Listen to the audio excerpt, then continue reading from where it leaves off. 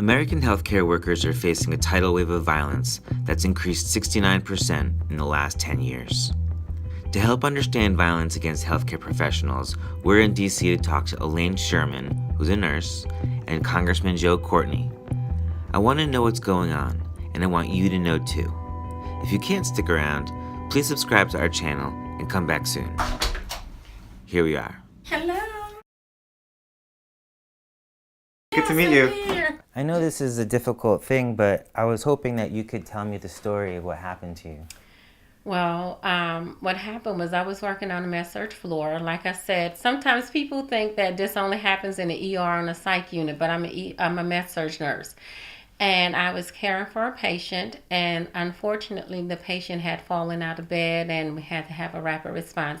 We wound up actually moving that patient to the ICU. The patient, it was the end of the shift, and the patient family member came down to inquire about what happened to their family member. So the next thing I know, I'm being punched in my face, not only by the family member, by her daughter also. So, and they repeatedly punched me like 7 to 8 times in the face.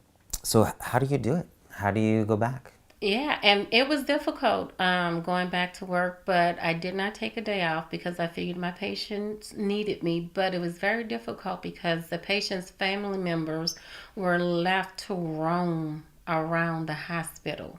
Elaine says there's a lot of things that can be done, but that more staff, better security, and furniture that can't be used as weapons would fix a lot of issues. Enter Congressman Courtney.